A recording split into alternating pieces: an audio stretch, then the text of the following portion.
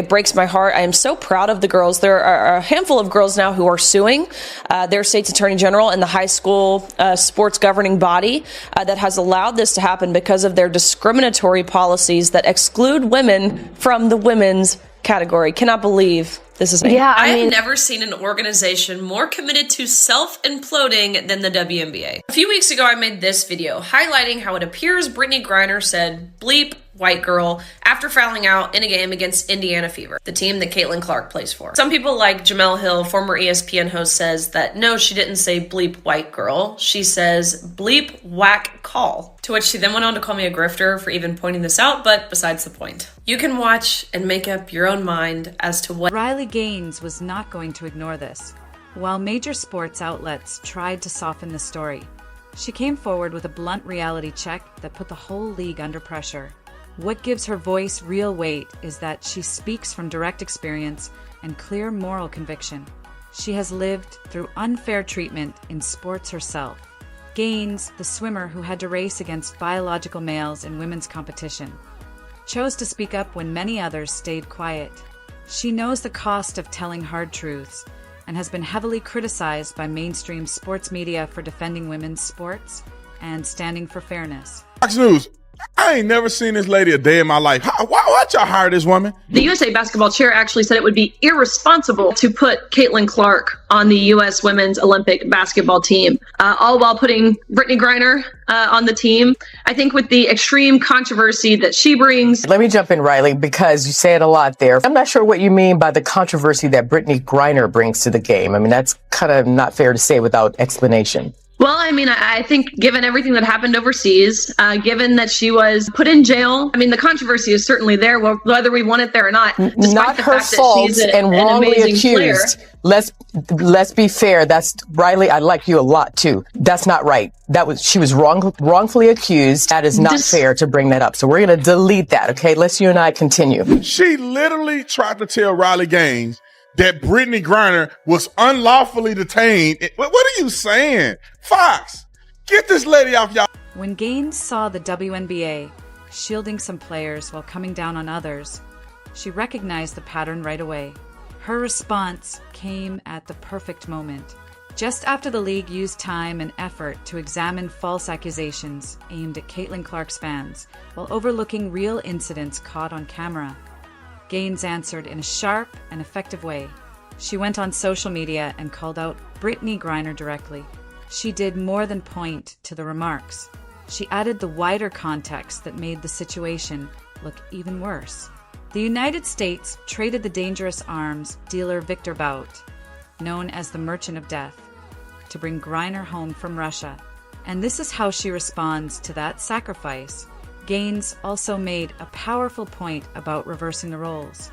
If Caitlin Clark had been seen on video saying something similar about Griner, the backlash would have been enormous. Sponsors might have walked away, and the WNBA could have handed down a long suspension. But because Griner is the one speaking and Clark is the target, suddenly everyone acts unsure about what was said. The double standard is so obvious that even casual fans can see it. What makes Gaines especially effective is that she ties this moment to a larger issue. She is not only criticizing one player, she is exposing a league culture that values certain narratives more than fairness and accountability. Thursday night, Indiana Fever and Atlanta Dream played. Indiana Fever is where Caitlin Clark plays. Atlanta Dream is where Brittney Griner plays. Now you tell me what it looks like Brittney Griner is saying here.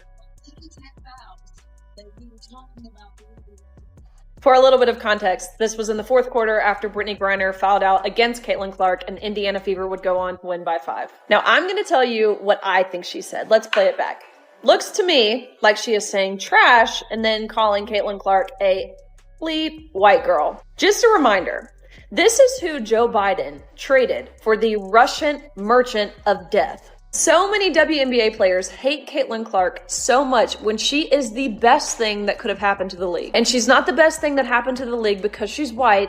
It's because she's a good player. It's because she's the best player. Now, Imagine if Caitlin Clark said the inverse of this. It would be reprehensible, condemned, and understandably so. You've got all of these individual players. You have sports commentators, people like Ryan Clark, who constantly tout of the racial tensions that exist in the league, when in reality, they are the ones perpetuating and amplifying these racial tensions with their anti-white hatred. When Outkick tried to get media credentials so they could ask Griner about the comments directly, the WNBA turned them down.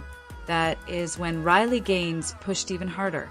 She pointed out that Outkick was the only outlet actually trying to get a direct answer from Griner herself.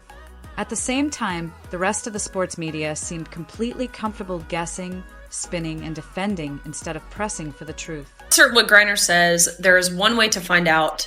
Ask Brittney Griner. However, no one has done that except for Outkick. It's been over 2 weeks since Griner said this. Instead, the WNBA was investigating a bogus race hoax made up by Angel Reese about Indiana Fever fans. And I say bogus because they found no evidence that supports Angel Reese's claims. So we at Outkick applied for media credentials to cover Brittney Griner's team, the Atlanta Dreams, game on June 6th. To which, shocker, they denied us. We've never had trouble getting media credentials with any professional sports league in the past, but wouldn't you know, now they suddenly have very limited space, which is total baloney. They just want to suppress any sort of uncomfortable inquiries from media. Regardless, we at Outkick are going to keep asking the tough questions, the questions that people want the answer to. And if you do call yourself a reporter or a journalist from an outlet like ESPN or any other sports outlet for that matter, and you have access to these settings and you're not asking those questions, you're really no reporter or journalist at all, at least not. Riley Gaines delivered a major criticism of Brittney Griner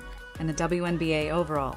After Griner's controversial remarks about Caitlin Clark were mostly brushed aside, the former swimmer said what many people were already thinking.